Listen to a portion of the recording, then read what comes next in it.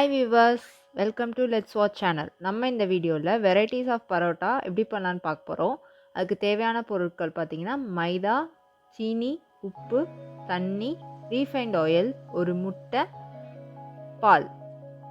இப்போ எப்படி செய்யலான்னு பார்க்கலாம். ஃபஸ்ட்டு நான் 250 கிராம்ஸ் மைதா மாவு எடுத்திருக்கேன்.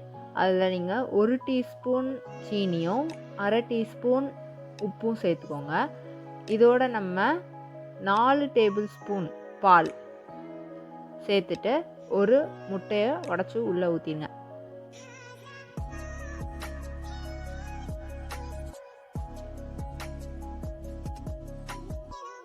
இப்போ இதை நல்லா மாவோடு சேர்த்து பிணைஞ்சு விடுங்க.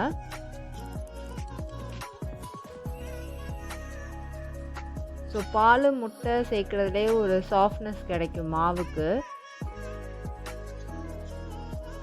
நம்ம பரோட்டா செய்கிறதுல மெயினே நம்ம எவ்வளோ எண்ணெய் சேர்க்குறன்றது தான் முக்கியம். நீங்கள் எவ்வளோக்கு எவ்வளோ எண்ணெய் சேர்த்து பிணைகிறீங்களோ அந்த அளவுக்கு உங்களுக்கு பரோட்டாவில் சாஃப்ட்னஸ் கிடைக்கும். மைதா மாவு பொதுவாகவே எண்ணெயை உறிஞ்சிட்டே தான் இருக்கும். நீங்கள் எவ்வளோ எண்ணெய் ஊற்றினாலும் அது உறிஞ்சிட்டே தான் இருக்கும். ஸோ நீங்கள் ஃபஸ்ட்டு நம்ம தண்ணி சேர்த்து மாவெல்லாம் ஒன்றாக்கிடுவோம். அதுக்கப்புறம் நம்ம எண்ணெய் சேர்த்து பிணையிறதுல தான் நம்மளோட பரோட்டாவோட சாஃப்ட்னஸ் வர்றதே இருக்குது. ஸோ ஃபஸ்ட்டு நீங்கள் சப்பாத்திக்கு மாவு பிணையிற மாதிரி கொஞ்சம் கொஞ்சமாக தண்ணி சேர்த்து ரொம்ப தண்ணி ஆயிடாமல் சேர்த்து பிணைஞ்சிருங்க.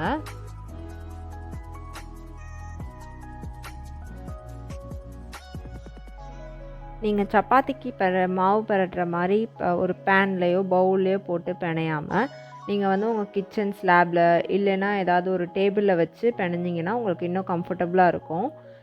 நல்லா மாவை அமுக்கி பிணைஞ்சிட்டே இருங்க. ஒரு 10 மினிட்ஸ் அதை நல்லா பிணைஞ்சிங்கன்னா கொஞ்சம் சாஃப்ட்னஸ் கொடுக்க ஆரம்பிச்சிடும். இது கூட அடுத்து நம்ம எண்ணெய் சேர்த்து பிணைய ஆரம்பிச்சிடலாம்.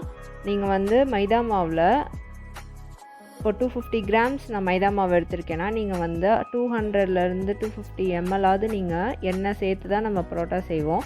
அதனால் நீங்கள் ஃபஸ்ட்டு இருந்தே எண்ணெய் சேர்த்து நீங்கள் பிணைய ஆரம்பிச்சிருங்க. நீங்கள் இப்போ ஃபஸ்ட் நான் ஒரு 4 டேபிள் ஸ்பூன் உள்ள எண்ணெய் சேர்த்து இப்போ பிணைஞ்சிட்ருக்கேன். இதை நம்ம அடுத்து ஒரு 10 மினிட்ஸ் நல்லா பிணைஞ்சு கொடுங்க.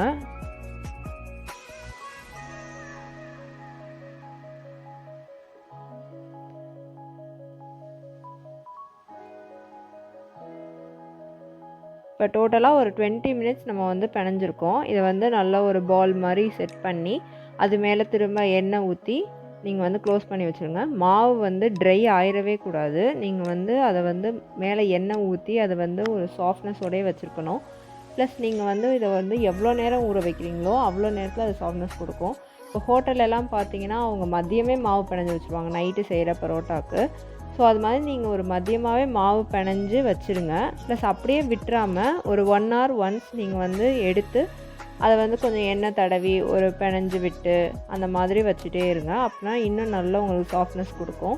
இப்போ ஃபஸ்ட்டு எடுத்ததுக்கும் இப்போ எடுத்ததுக்குமே கொஞ்சம் சாஃப்ட்னஸ் கொடுத்துருச்சு. எனக்கு டிஃப்ரென்ஸ் இருக்குது மாவு பிணையிறதுல. அது மாதிரி நீங்கள் ஒரு அட்லீஸ்ட் ஒரு 3 hours நீங்கள் ஊற வைக்கிற மாதிரி பார்த்துக்கோங்க. 1 hour ஒன்ஸ் எண்ணெய் தடவி இந்த மாதிரி லைட்டாக பரட்டி விட்டு திரும்ப ஒரு கிளாத் வச்சு மூடி வச்சுருங்க.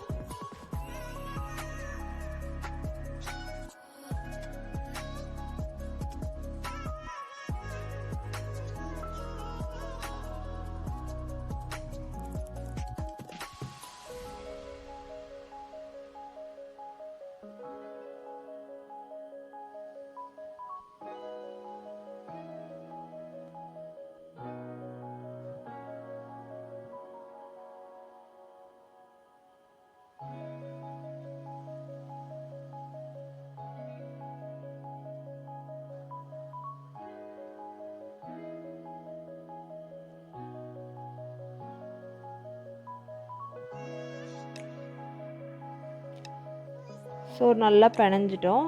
இந்த மாதிரி நீங்கள் ரொட்டீனாக நீங்கள் பிணைஞ்சு க்ளோஸ் பண்ணி வைங்க.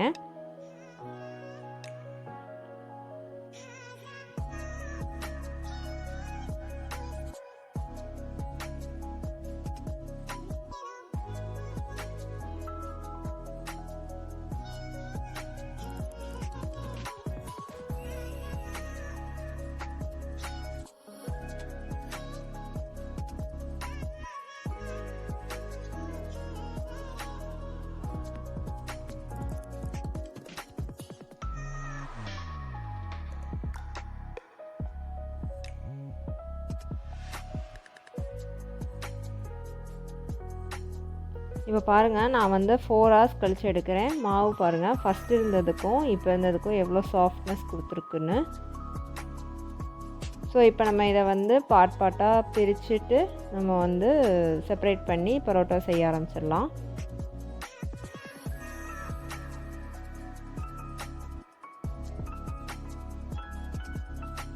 நீங்கள் இந்த மைதா மாவு வந்து நீங்கள் எவ்வளோ இழுத்தாலும் அது இழுத்துட்டே தான் வரும்.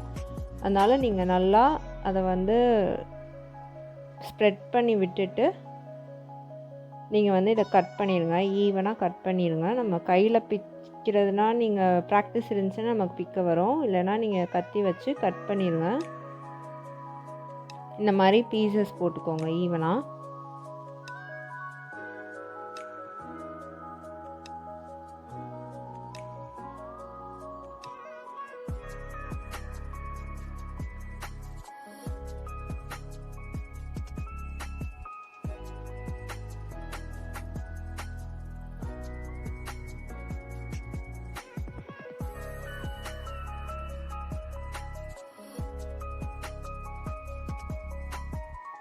இப்போது இதெல்லாம் வந்து நம்ம ஒரு பால் ஷேப்பில் நம்ம வந்து வைக்கணும். ஒவ்வொரு பீஸ்லேயும் நீங்கள் ஆயில் அப்ளை பண்ணி இந்த மாதிரி கையில் வச்சு உள்ளே புஷ் பண்ணிங்கன்னா அது ஒரு பால் மாதிரி உங்களுக்கு வரும். ஈஸியாக இருக்கும், நீங்கள் ட்ரை பண்ணி பார்த்தீங்கனாலே வந்துடும். ஸோ இதெல்லாம் நீங்கள் வந்து எல்லா பீஸையும் இந்த மாதிரி செஞ்சு வச்சுட்டு இது மேலேயும் ஒரு நல்ல ஆயில் அப்ளை பண்ணிடுங்க. அது ட்ரை ஆகவே கூடாது. மாவு மேலே ஆயில் அப்ளை பண்ணி திரும்பவும் ஒரு 15 minutes அதை வந்து ரெஸ்ட்டில் கவர் பண்ணி வச்சுருங்க.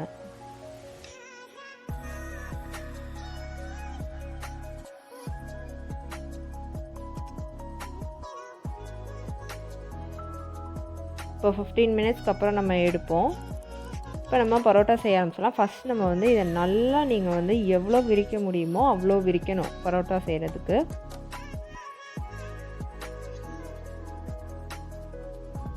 ஃப்ளோரில் ஆயில் அப்ளை பண்ணிவிட்டு நீங்கள் வந்து ஸ்ப்ரெட் பண்ண ஆரம்பிச்சிடலாம்.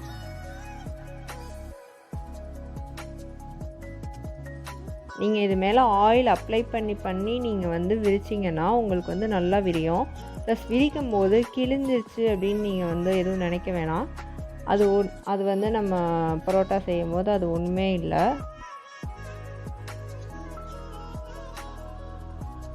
எவ்வளோ தூரம் உங்களால் அதை வந்து நல்லா ஸ்ப்ரெட் பண்ண முடியுமோ அவ்வளோ தூரம் நீங்கள் வந்து ஸ்ப்ரெட் பண்ணி விடலாம்.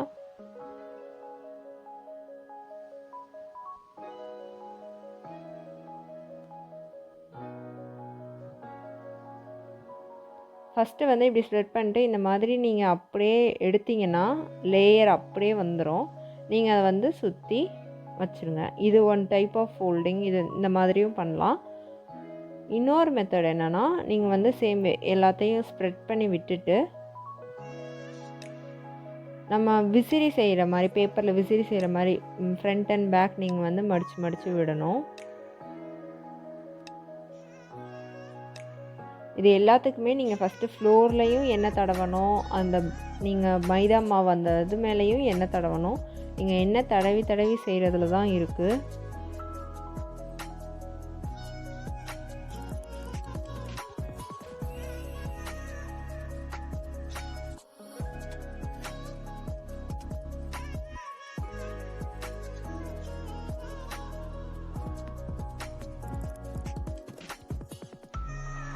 இந்த மாதிரி ஃபோல்ட் பண்ணிட்டு அப்படியே நீங்கள் வந்து சுற்றி வச்சிடலாம்.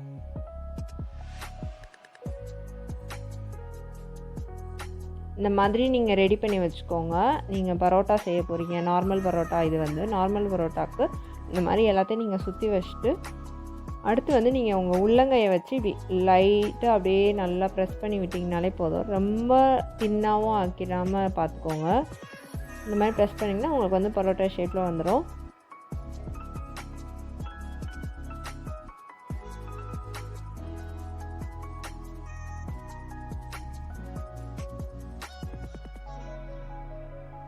நெக்ஸ்ட் இதை வந்து நம்ம தோசை சட்டியில் போட்டு எடுத்துடலாம். தோசை சட்டி நல்லா சூடாகணும். அதுலேயும் நிறையா எண்ணெய் ஊற்றிக்கோங்க. எண்ணெய் ஊற்றிட்டு சூடானதுக்கப்புறம் நீங்கள் வந்து பரோட்டா போட ஆரம்பிச்சிடலாம். போட்டு முடிச்சுட்டு நீங்கள் வந்து பரோட்டாவை இப்படி தட்டையாக ஆகணும், சுற்றி தட்டி விடுங்க. நீங்கள் ஹோட்டல்ஸ்லலாம் கூட பார்த்துருப்பீங்க, தட்டி விட்டிங்கன்னா தான் அது வந்து அந்த லூஸ் கொடுத்து அந்த பரோட்டா வந்து லேயராக உங்களுக்கு வந்து வரும். பாருங்கள் இந்த பரோட்டாவில் எப்படி லேயர்ஸ் வந்திருக்குன்னு. இப்போ அடுத்து நம்ம வீச் பரோட்டா பார்க்க போகிறோம். ஸோ வீச் பரோட்டா ரொம்ப ஈஸி தான். நீங்கள் வந்து நம்ம வந்து மாவை வந்து இந்த மாதிரி ஸ்ப்ரெட் பண்ணுவோம் இல்லையா, அதே மாதிரி ஸ்ப்ரெட் பண்ணிவிட்டு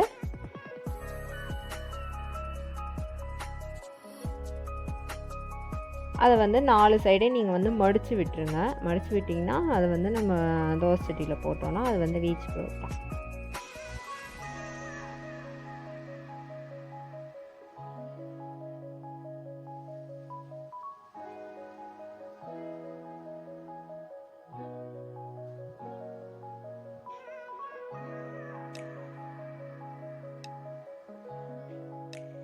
ஸோ மாவு எவ்வளோ சாஃப்டாக இருக்கோ அந்தளவுக்கு உங்களோட பரோட்டா வந்து சாஃப்டாக இருக்கும்.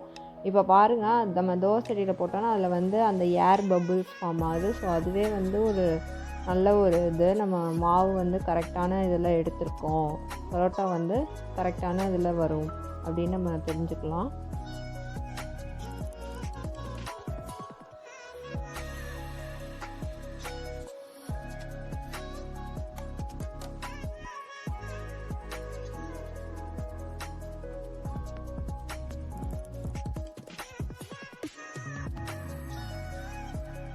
நம்ம வீச் பரோட்டா ரெடி ஆயிடுச்சு.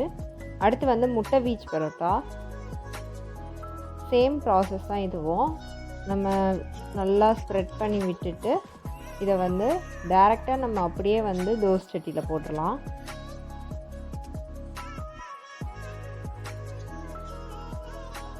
போட்டுட்டு அது மேலே நீங்கள் முட்டையை உடச்சி ஊற்றி நீங்கள் உப்பு பெப்பர் எல்லாம் போட்டு ஸ்ப்ரெட் பண்ணி விட்டுருங்க நல்லா.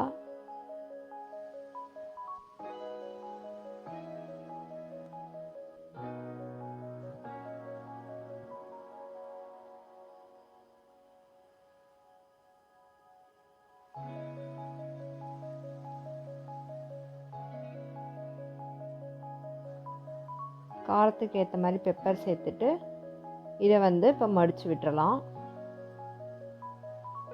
மடித்து விட்டு பின் பரட்டி வச்சு வேக வச்சுருங்க.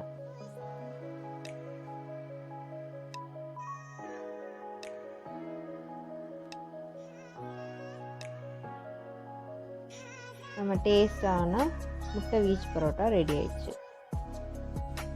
ஸோ டிஃப்ரெண்ட் டைப்ஸ் ஆஃப் பரோட்டாஸ்லாம் ரெடி ஆயிடுச்சு. பரோட்டாவுக்கு பெஸ்ட் காம்பினேஷனே வந்து சிக்கன் சால்னா. அதுக்கான ரெசிபி வந்து டிஸ்கிரிப்ஷனில் வந்து லிங்க் கொடுத்துருக்கோம், நீங்கள் பார்த்துக்கோங்க. இந்த வீடியோ உங்களுக்கு பிடிச்சிருக்கும்னு நினைக்கிறேன். ஸோ லைக் பண்ணுங்கள், கமெண்ட் பண்ணுங்கள், உங்கள் ஃப்ரெண்ட்ஸ் ரிலேட்டிவ்ஸ் கூட ஷேர் பண்ணுங்கள், மறக்காமல் சப்ஸ்கிரைப் பண்ணுங்கள். நெக்ஸ்ட் வீடியோவில் பார்க்கலாம். பாய்.